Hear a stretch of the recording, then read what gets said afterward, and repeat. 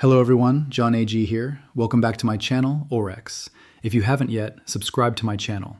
In this channel, you will find the real information, the real market updates that everyone cannot tell you. So please subscribe to this channel. And love you all of my subscribers for your support. And please watch this video till the very end, because YouTube will not push my videos to more people. We need to beat the algorithm together because the mainstream media is currently feeding you a sanitized, diluted version of a crisis that is about to fundamentally alter the trajectory of your life, your savings, and your future. Make this speech fully professional, emotional, with a human touch, and powerful. That is my promise to you today. What we are discussing is not a distant geopolitical squabble. It is a direct assault on the fragile, hyper-connected reality we all inhabit in the year 2026. At exactly 0300 Universal Coordinated Time, the unthinkable transition from theoretical risk to horrifying reality occurred. A series of coordinated, asymmetric security incidents, swarms of automated, low-visibility naval drones, coupled with the strategic placement of advanced smart mines, effectively sealed off the Strait of Hormuz. The most important oil choke point on the face of the Earth is officially closed. Again. But let me be perfectly clear. This is not a repeat of the tanker wars of the 1980s. This is not the temporary, localized friction we saw in 2019 or the early 2020s. The world of 2026 is fundamentally, dangerously different. Our dependencies have shifted into a precarious imbalance. Global diplomatic tensions have bypassed the boiling point and evaporated entirely. We have constructed a just-in-time global economy that operates with zero margin for error. And today, that economy is facing its ultimate, catastrophic stress test. Let us dissect the anatomy of this choke point, because to understand the financial avalanche coming our way, you must understand the geography of our vulnerability. The Strait of Hormuz might be 21 miles wide at its narrowest point, but do not let that number deceive you. The actual navigable shipping lanes, the deep water channels required to accommodate a very large crude carrier, a vessel that is a quarter-mile long and carrying 2 million barrels of volatile cargo, are merely 2 miles wide in each direction. It is a needle's eye through which 20% of the world's total liquid petroleum consumption must thread itself every single day. We are talking about over 20 million barrels of oil, not to mention roughly a quarter of the world's liquefied natural gas. When you slam an iron gate across that strait, you do not simply slow down the global economy. You do not just create a bottleneck. You create a terrifying vacuum. And nature, especially the nature of financial markets, violently abhors a vacuum.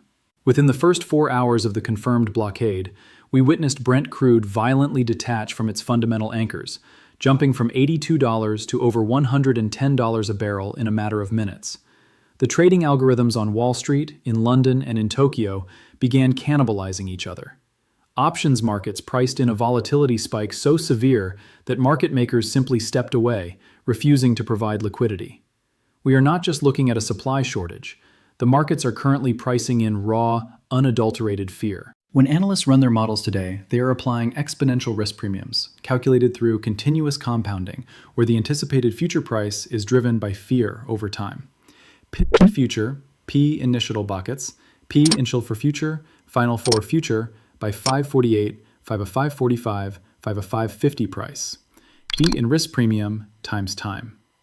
They are whispering about $200 oil by the end of the week, but even that mathematical projection fails to capture the sheer panic bleeding into the physical commodity sector. Yet, beyond the flashing red tickers, beyond the frantic shouts on the trading floors and the sterile mathematical formulas, there is a profoundly human story that is being entirely ignored. Let me tell you about the reality on the water. There is a human being right now, let's call him Elias, standing on the bridge of a massive steel tanker currently trapped at anchor in the Gulf of Oman. He is a third mate. He was supposed to be flying home to his family in Athens next week to celebrate his youngest daughter's birthday. Now he is sitting in a designated high-risk area, essentially standing atop a floating bomb. He and his crew are scanning the dark horizon for radar anomalies, for fast attack craft, for the terrifying hum of a loitering munition. Elias represents the 1.8 million invisible seafarers who literally keep our world running. They are the blue-collar backbone of globalization. When the Strait of Hormuz closes, these men and women are not simply experiencing a logistical delay. They are essentially taken hostage by a cruel mixture of geography and human hubris. Their deep, silent anxiety does not register on a Bloomberg terminal. Their sleepless nights do not factor into the Federal Reserve's inflation targets. But their labor is the absolute fuel that runs the engine of global trade. If they stop sailing out of fear for their lives, if the unions refuse to crew the vessels, the world stops turning entirely. We cannot simply look at this crisis through the lens of profit and loss. We must look at it through the eyes of those who are trapped on the front lines of a shadow war they did not sign up to fight. Why is this happening now, in 2026? What is the real information that the pundits are glossing over? To grasp the gravity of this moment, you must pull back and look at the entire geopolitical chessboard. Over the last few years, we have witnessed the aggressive rise of what economists are calling fragmented globalization. The unified, dollar-dominated global order has explicitly fractured. We now have distinct adversarial blocks. On one side, the traditional Western financial powers clinging to a legacy system. On the other, a rapidly solidifying coalition of emerging economies, heavily backed by resource-rich nations who are entirely exhausted by the hegemony of the US dollar and Western financial sanctions. In this new paradigm, the Strait of Hormuz is the ultimate asymmetric lever. By closing it down, the actors responsible are not just engaging in a localized territorial dispute. They are executing a meticulously calculated precision strike against the very foundation of Western financial stability. It is an economic weapon of mass destruction. They are sending a chilling, undeniable message. If our bloc cannot prosper on our own terms, your markets will not be allowed to breathe. They know exactly what they are doing. They know that the United States Strategic Petroleum Reserve was aggressively depleted over the last 4 years and has not been adequately refilled. They know that Europe's ambitious energy transition was tragically mishandled, leaving them caught in a missing middle, having dismantled their legacy fossil fuel infrastructure before the green grid was fully capable of carrying the baseload. The world is structurally vulnerable, and the architects of this blockade have timed their move with surgical precision. The immediate reaction from the average citizen is often one of dangerous detachment. People look at the news and think, "I drive an electric vehicle," or "I don't commute far. This geopolitical drama does not truly affect me." That is the greatest misconception of our time. Every single physical object you interact with is a derivative of the energy that flows through that strait. The phone you are watching this video on, the synthetic fibers in the clothes on your back, the intricate plastic packaging preserving your food, the fertilizer that grew the wheat for your bread, all of it is deeply, inextricably tethered to the price of hydrocarbons. Consider the terrifying ripple effect that is already underway. When the oil price spikes violently, maritime insurance syndicates at Lloyd's of London immediately declare the region a war risk zone. Insurance premiums for vessels simply transiting the broader Middle East skyrocket by hundreds of % overnight. When insurance costs explode, global freight rates quadruple. When it suddenly costs 4 times as much to move a container across the ocean, the cost of a gallon of milk in a supermarket in the American Midwest, or a liter of cooking oil in a market in Jakarta, surges within days. The margins for retailers are razor thin. They cannot absorb these shocks, so they pass them directly to you, the consumer. This is the butterfly effect of geopolitics.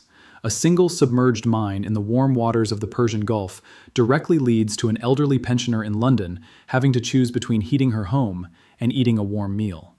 It leads to a father in South America being unable to afford the fuel to drive to his construction job. The emotional weight of this crisis is staggering. It strips away the illusion of our independence and reveals the terrifying fragility of our modern existence.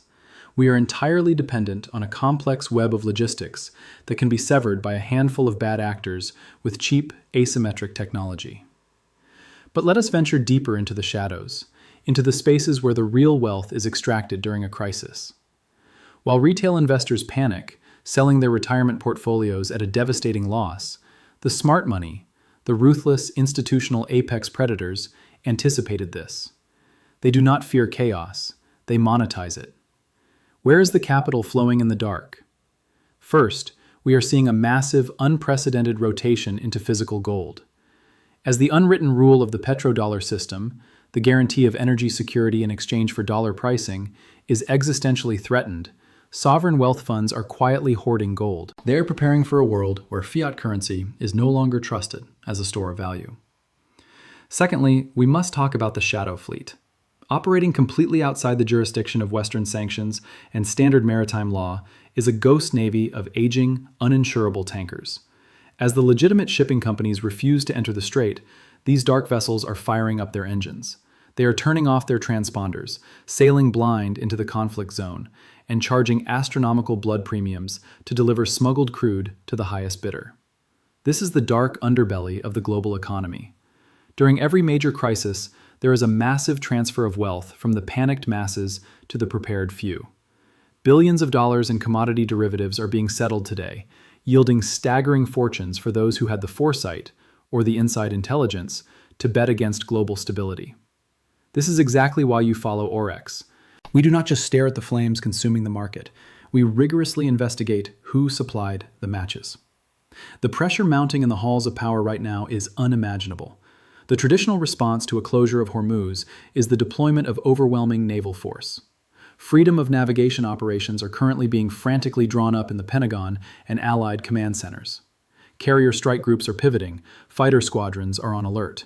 But here is the brutal, professional reality of warfare in 2026.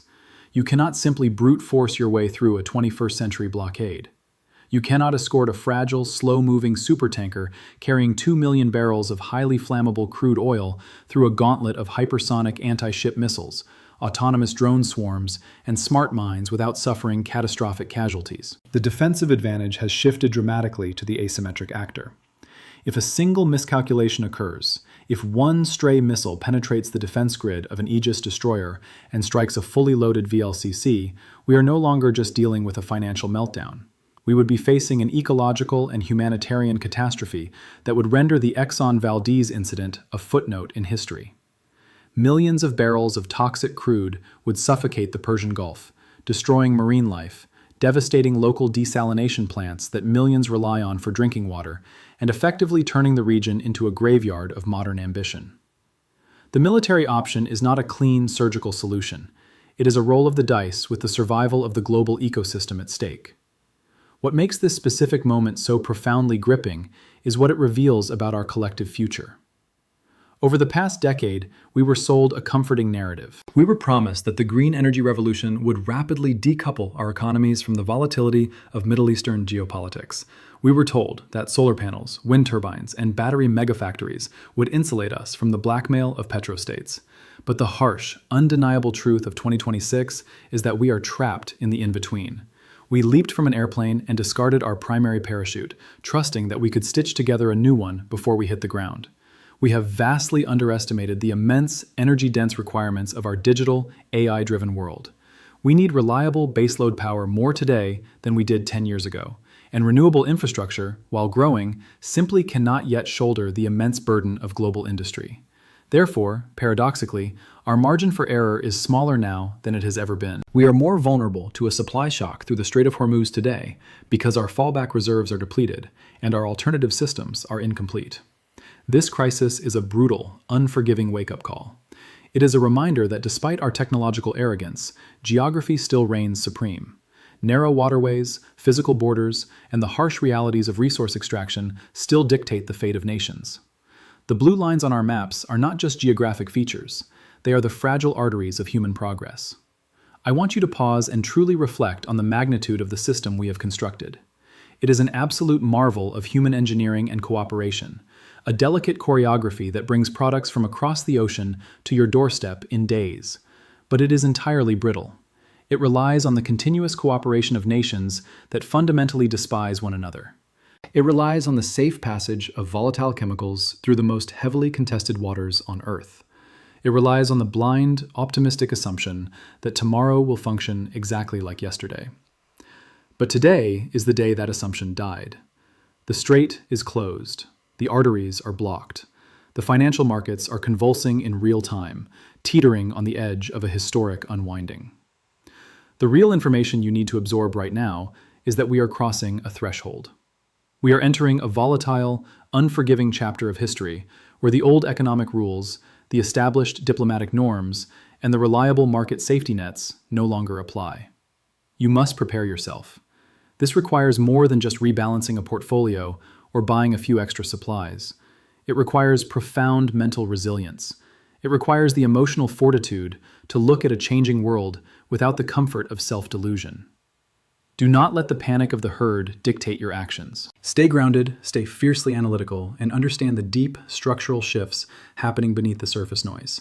Watch this video again, study the variables, and share it with those you care about, the ones who still naively believe the economy will just naturally correct itself. The only way to survive the coming storm is to see it clearly on the horizon, understand its mechanics, and position yourself before the first wave breaks against the shore.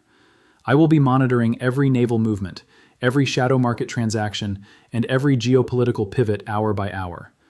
As long as this crisis unfolds, you will have a front row seat to the truth right here.